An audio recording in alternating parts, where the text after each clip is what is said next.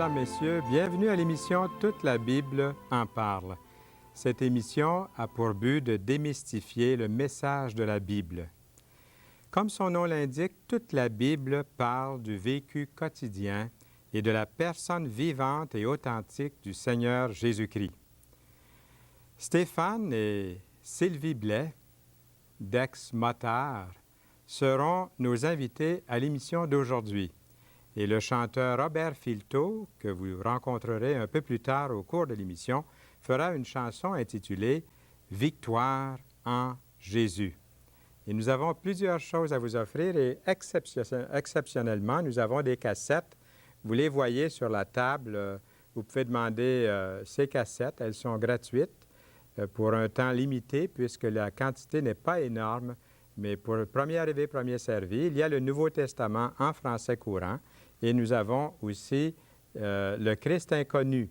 Et pour ceux qui n'auraient pas encore les Leçons de Marie, un livre qui a été demandé par des centaines de personnes, nous pouvons vous l'offrir aussi. Remarquez bien les numéros de téléphone, le 403-449-5291, ça c'est Edmonton. Granby, c'est le 514-375-4575. La Rive-Sud de Montréal, toute la région de Montréal, 514-467-9966. Sherbrooke, 819-566-6946. Alors, vous avez bien noté ces numéros. Vous pouvez appeler durant l'émission, demander notre documentation. C'est à vous, nous vous l'offrons. C'est gratuit, il ne faut pas oublier de dire ça. Il n'y a rien, pas de ficelle de rattacher à ça.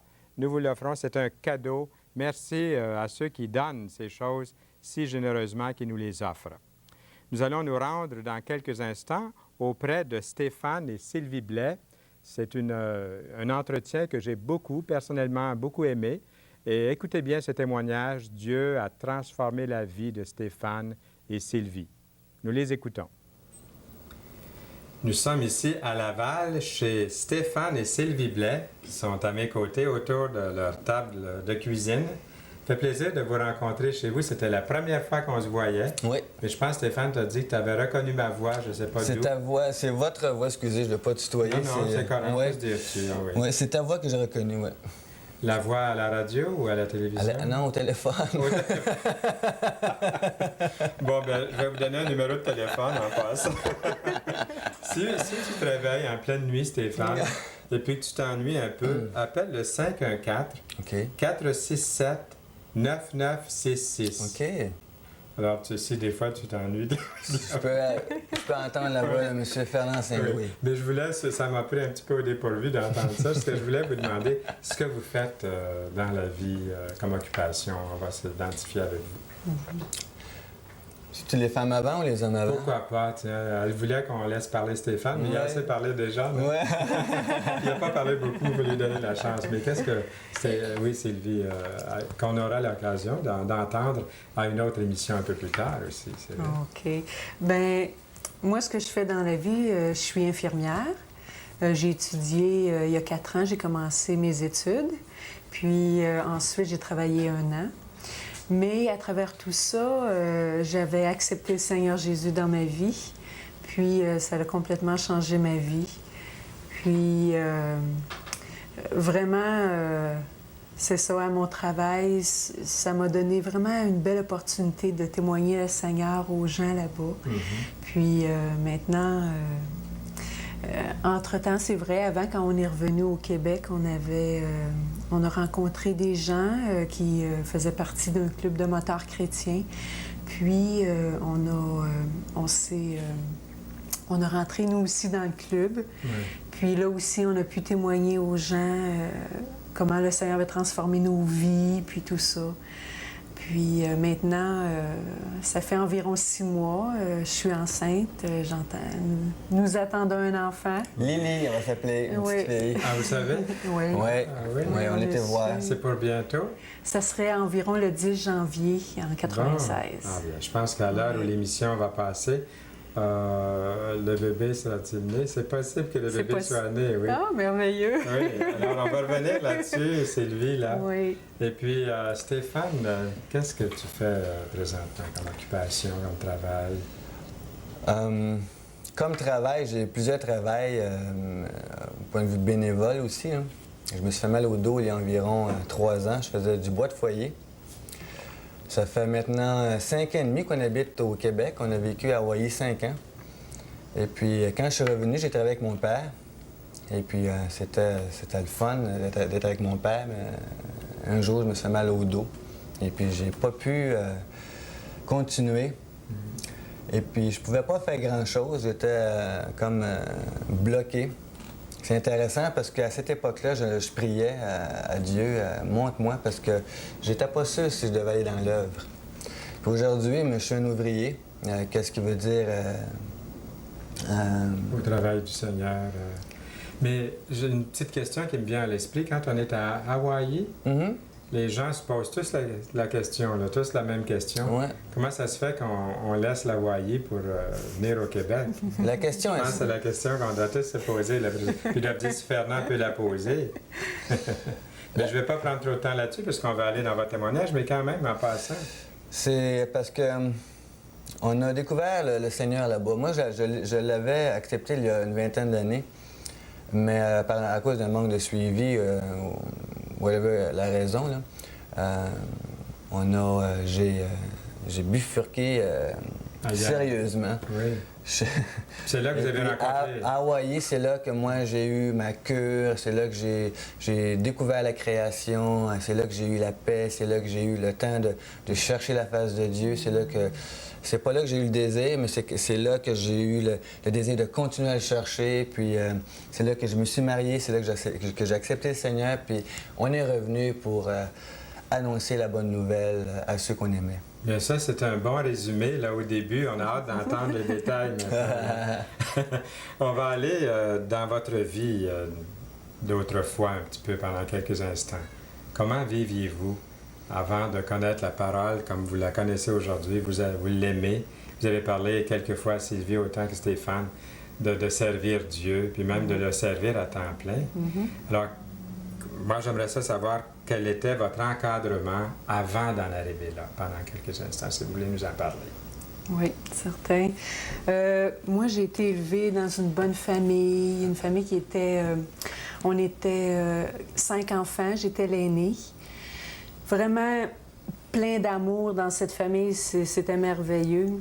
Puis, mais il y avait quelque chose que je recherchais, c'est la paix. Je voulais qu'on me laisse...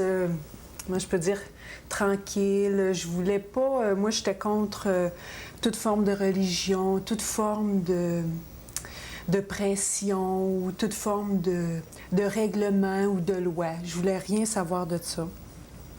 Fait qu'alors, à ce moment-là, ce que j'ai décidé, c'est de voyager puis de me rechercher un petit coin. Moi, au début, ce que je voyais, ce que je voulais, c'était plus un endroit matériel où je trouverais la paix.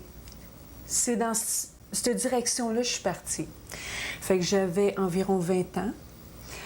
J'avais étudié avant ça 3 ans dans 3 options différentes, dans 3 cégeps différents. Vraiment, je recherchais quelque chose. Fait que je suis partie en voyage. J'ai été au Mexique, au Guatemala. J'ai été en Espagne, au Maroc, en France. Avec un baluchon sur le dos? Absolument, un baluchon, parce qu'il ne fallait pas grand-chose, parce que si j'ai plein de bagages, je ne peux pas tout amener. Un baluchon, comme vous dites. Puis, j'ai été en Colombie-Britannique, en Jamaïque, aux îles Fidji, à Hawaï. Puis, comment je vivais aussi, c'est... Pardon.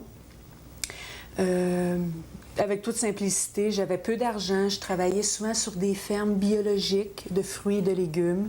J'avais quand même assez d'argent pour pouvoir subsister plusieurs mois. Fait que comme ça, j'avais des sous puis je pouvais voyager d'un endroit à l'autre. J'étais tout le temps accompagnée d'un homme avec moi. Donc, j'ai connu plusieurs hommes dans ma vie sans être mariée. J'ai été aussi, quand j'allais sur les plages nudistes. Je voulais rien un peu savoir de la société. Je me retirais beaucoup de ça. J'ai été aussi dans différentes communes que j'ai visitées, que j'ai vécu avec eux, que ce soit quelques mois ou un an. J'ai vécu beaucoup à la campagne, même... à Santa Cruz, j'ai vécu dans une forêt de redwood. C'est les arbres rouges, des grands arbres, des gros arbres. Puis, Bien, vous nous avez vraiment donné le goût d'en entendre beaucoup, beaucoup plus. On va faire comme une petite pause juste maintenant. c'est beau. Puis on va voir l'arrière-plan, l'encadrement de Stéphane. Puis on va pouvoir revenir à tout ça. Wow, ça promet, hein? Moi, je viens d'une famille à l'aise à cause que mon père a tout le temps eu 2 ou 3 jobs. Là. Il a travaillé fort. Une mère qui prenait bien soin de ses enfants. Qui ont grandi dans une famille contemporaine, là, mais qui... J'ai tout le temps eu le caractère à l'aventurier. Et puis mon père n'était pas vraiment là, il travaillait. C'est pas un reproche que je lui fais aujourd'hui. Puis tu étais où, toi, dans la famille? Moi, je suis l'aîné. L'aîné aussi? Je suis l'aîné. Oui, je suis l'aîné. Et puis, j'étais un enfant qui pleurait pas, qui parlait pas beaucoup, mais qui partait. Et puis toute ma vie, j'ai cherché à partir. À l'école, en première année, j'épluchais déjà mon pupitre avec un couteau. En deuxième année, j'avais un couteau, j'avais une lame de 6 pouces stainless steel, bien épaisse. En troisième année, j'étais avec les serres, il fallait que je couche là. En quatrième année, mais là, je suis revenu. Là, je cherchais à me faire valoriser, les mensonges, le cœur qui s'endurcissait. Et puis, je suis venu rapidement un leader de gang, là. Très jeune, déjà. Oui. Mais j'avais un cœur qui était doux, par exemple, au début. Un cœur qui était naïf. Un cœur qui cherchait pas à... Non, naïf, qui croyait, comme un enfant va croire. Mon adolescence a été assez folle. À 14 ans, j'ai connu le Seigneur. Dans un café, je pense que c'était Défi Jeunesse ou Mission Jeunesse ou Jeunesse en Mission. Ouais. C'est à Montréal-Nord, sur la rue L'Archevêque.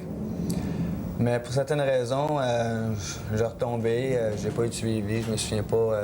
On parlait, et je me souviens que oui, j'étais dans que je voulais être aimé, je voulais la paix, que c'était un désir que je sentais que j'avais en dedans, mais à un moment donné, à cause de manque de suivi, puis à cause de persévérer dans cette voie-là, je suis retombé, puis je suis venu fou. Là, Quand tu dis je suis retombé, quelle sorte d'influence cette gang ou ce groupe avait sur toi à cette époque-là? Mais l'idée, c'est qu'il ne faut pas que tu perdes la face, hein. Et puis, quand on connaît Dieu, un des fruits, c'est la bonté, la bienveillance, la douceur, la gentillesse, la patience, la tolérance. Et puis, quand on fait ça, on se fait abuser. Les gens abusent. Ah oui. On vous pardonne, là, c'est pas un reproche, mais c'est un fait. Quand on devient doux, mais là, il est doux, fait qu'on l'écrase. Fait que j'ai pas pu résister. Il a fallu que je tienne tête à ces gens-là, puis que je continue. Puis mon cœur s'est endurci de plus en plus. Et à 19 ans ou 18, j'ai vécu mon premier cold turkey. Ça, c'est quand tu es malade, quand tu es en manque d'héroïne. Et c'est la première fois. J'ai fait beaucoup de dope. J'ai vécu dans la rue des années. J'ai vécu dans la rue, non seulement à Montréal, mais à New York, à Boston, même à Provincetown dehors, comme un vagabond, là, à Miami, à Los Angeles, à San Francisco. Un peu comme ma femme aussi, dans différents pays. Et puis, un jour à Cape Cod, en 83 ou 84, je me souviens plus, j'en avais assez. Moi, j'ai tout le temps eu des blondes, de la musique par-dessus la tête, les parties, puis la vie de débauche à 100 là, non, 200 Et puis, je l'ai vécu à plein, là. Et puis, si je suis encore vivant, c'est un miracle, parce que je pourrais être mort à plusieurs, puis encore plusieurs reprises. Et puis, à Cape Cod, j'ai cherché la face de Dieu. J'avais une Bible, j'avais rencontré des gens qui me parlaient de la Bible. Et puis, on s'est jamais revus, mais j'avais quand même le désir de lire, tu sais, de chercher c'était quoi la raison de la vie. Pourquoi je suis venu au monde? Pourquoi que je suis comme ça? Parce que j'étais rebelle à la société aussi, moi. Moi, je regardais les gens travailler, puis je regardais qu'est-ce qui se passait, puis je disais, c'est pas juste. Ça pue, c'est laid. C'est quoi? finalement, mais je me suis ramassé à Hawaï, puis je vivais sur la plage. La première année, j'ai dépensé 150 $. J'étais assez fier de ça. C'est une des années où j'étais le plus heureux, où j'ai découvert la création, la mer, les fleurs, les fruits, les oiseaux, les coconuts, la vie dehors, les étoiles, les planètes. Mais ça, c'était à peu près 83? Oui, 83, 84. Que vous vous êtes rencontrés? Non, on ne s'est pas rencontrés encore. Non, mais là, finalement, vous êtes rencontrés là, en Hawaï. Oui. En 86, 87. Alors, ça faisait déjà plusieurs années que vous étiez là, tous les deux, sans vous connaître trop. Exactement. Maintenant, vu que le temps passe très rapidement, notre entrevue, ça va très vite, j'aimerais savoir, vous êtes venus, quand vous êtes venus au Seigneur, vous êtes venus tous les deux ensemble à Dieu ou si c'était Quasiment, séparé? une semaine en intervalle. On va demander à Sylvie de reprendre, peut-être pas où est-ce qu'elle a laissé, mais de nous parler des circonstances là, du jour ou de l'heure où vous avez accepté Jésus. Puis ensuite, Stéphane va nous dire, parce que ça doit être... Je devine que c'est différent un petit peu tous les deux. Oui, c'est ça. OK, c'est ça, j'étais à Hawaï. On était au printemps 87. Puis, je réalisais que j'avais tout là-bas à Hawaï. Tout ce que j'avais désiré, comme je vous disais au début, je recherchais la paix, puis c'était plutôt un endroit agréable que je recherchais, un endroit qui représentait la paix. Fait qu'en fin de compte, j'avais un toit, j'avais des arbres fruitiers, des légumes à ma disposition. Il y avait un grand terrain, on restait chez une personne, puis on travaillait pour cette personne-là. Fait que le jardin, ça avait tout le temps été mon rêve. J'avais un grand jardin avec tous les légumes dedans. La mer était pas loin, le soleil, la chaleur, les fleurs alentour. C'était vraiment merveilleux. Puis les odeurs aussi des fleurs. J'étais bien. J'avais un mari, j'étais heureuse. Je connaissais Stéphane à ce moment-là. J'avais aussi plein d'amis alentour. Je faisais de la couture aussi pour les gens à l'extérieur. La communauté m'acceptait aussi. Je pouvais vivre dans cette communauté-là d'Hawaï. Puis là, pendant une petite minute, qu'est-ce qui a fait le déclic spirituel? C'est ça. J'y arrive. Je suis dans la maison, là-bas, puis je réalise que j'ai tout ça. Fait qu'à ce moment-là, mais je dis, il me manque quelque chose. J'ai senti vraiment un vide à l'intérieur. Je dit, j'ai pas de vie spirituelle. Puis j'ai pensé à mes parents qui me parlaient de Dieu. J'ai dit, ben Dieu, si t'existes, montre-moi-les. Fait que j'ai pensé au Dieu que mes parents m'avaient parlé. J'ai dit, je vais écrire à mes parents. Mes parents, je leur ai écrit. Ils m'ont envoyé une Bible. Puis là, j'ai pris la Bible, je l'ai ouverte, je me suis assise en face, puis j'ai dit, bon, par où que je commence? C'est fou, mais c'est l'Apocalypse qui m'a attirée. Puis je savais pas, mais je crois que je faisais une prière à ce moment-là. Je voulais vraiment avoir le cœur ouvert pour bien comprendre quel était le message dans ce livre-là. Fait que j'ai lu l'Apocalypse, puis ce qui en ressortait pour moi, c'est qu'il fallait que je devienne la fille de Dieu, son enfant. C'est ce que vous avez fait. Oui, par après, on a rencontré un ami. Oui, on a rencontré un ami qui, lui, m'a présenté à travers une autre dame, mais c'est la dame qui m'a présenté le plan du salut. À ce moment-là, je l'ai accepté. Puis le vide que j'avais à l'intérieur s'est rempli. Ouais. La paix que je recherchais, je l'ai trouvée. C'était ça. Oui. Pendant 2 minutes, c'est pas beaucoup Stéphane, mais pendant 2 minutes, qu'est-ce qui t'est arrivé, toi, le moment où tu as accepté le Seigneur comme ton sauveur? Quand je me suis consacré à lui, c'était dans une ferme un peu, là, parce qu'on travaillait, je travaillais à côté pour une femme, parce que quand on restait pour aider quelqu'un qui était en chaise roulante, un quadriplégique, pour qu'il s'adapte à la place. C'était avec les poules, les crottes de poules à terre, là, puis les canards, puis dans une chaîne. Il va falloir que tu en laisses un peu, il reste à peu près une demi-minute. Qu'est-ce qui a fait le déclic? Qu'est-ce qui a fait le déclic, c'est que c'est un ami qu'on a rencontré dans une ferme, il me demande, tout bonnement comme ça, après avoir été à l'église quelques fois, parler de la Bible pendant 1 mois, puis il me demande la question, est-ce que tu veux avoir ton Dieu pour pour ton Dieu, ton Seigneur, pour ton Seigneur, est-ce que tu veux être sauvé? Puis je dis, ben voyons donc, tu parles d'une question. Ben c'est sûr. Je dis, ben oui, tu sais. Puis là, il l'a fait. Et puis, j'ai accepté le Seigneur. Et puis, depuis ce temps-là, en dedans, il y a eu des changements incroyables, des valeurs spirituelles incroyables et des guérisons de l'âme aussi incroyables. Ça ne peut pas terminer mieux. Le ton sur le ton, notre conversation se termine. On continue en studio. Merci beaucoup. À bientôt. Si Dieu a pu transformer la vie de Stéphane et Sylvie Blais, il peut transformer la vôtre aussi. Par le biais des choses que nous vous offrons, ici sur la table, vous avez des cassettes d'une chanteuse qui vient à l'émission Toute la Bible en parle quelquefois. C'est les cassettes que nous vous offrons d'elle. Elle s'appelle Huguette Villeneuve. N'oubliez pas la Société biblique qui vous offre aussi le Nouveau Testament en français courant et Le Christ inconnu par Gaston Racine. Alors, demandez ces ouvrages. Les numéros de téléphone vont paraître très brièvement. Les voilà, notez-les bien. Et notre chanteur est là aujourd'hui. Nous sommes très heureux de l'accueillir à nouveau. C'est Robert Filteau. J'aime bien la chanson qu'il va faire. Sa chanson est intitulée « Victoire en Jésus ». Il va chanter « Comment refuser un si grand salut ». Alors, nous écoutons Robert Filteau dans cette belle chanson.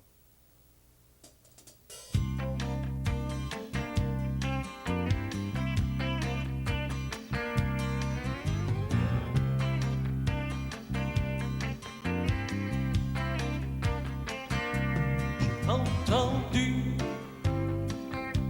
une vieille histoire, comment un sauveur est venu de sa gloire, comment il s'est donné sur cette croix clouée pour nous sauver de mes péchés. J'ai entendu qu'il a souffert et que son sang fut répandu. Je lui ai demandé de me pardonner et vivre avec lui pour l'éternité. J'ai la victoire en Jésus, oui mon sauveur pour toujours. Il m'a trouvé, il m'a racheté, de son sang il m'a lavé, il m'a aimé, puis je l'ai connu, et tout son amour lui est rendu,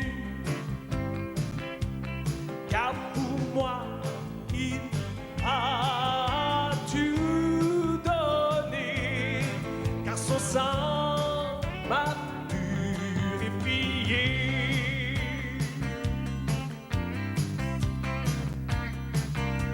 Et toi, pourquoi? Que vas-tu faire de lui? Tu dois venir à lui dès aujourd'hui. Comment refuser un si grand salut? Sois donc prêt pour sa venue. Quand tous le verront dans sa gloire, tu pourras crier gloire à Jésus.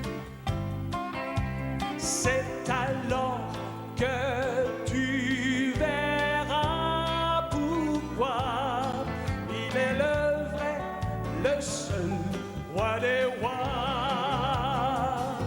J'ai la victoire en Jésus, oui mon sauveur pour toujours. Il m'a trouvé, il m'a racheté, oui de son sang il m'a lavé, il m'a aimé,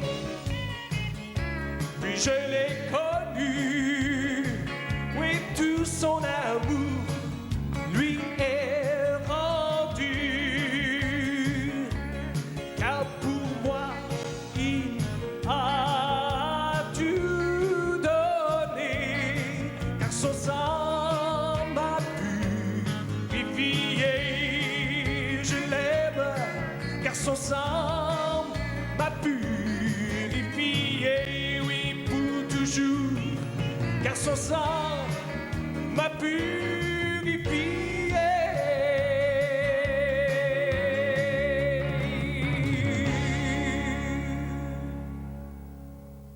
C'était Robert Filteau. Merci, Robert. Si je n'étais pas chrétien, là, ça me tenterait de le devenir par ce chant joyeux. J'espère que vous aussi.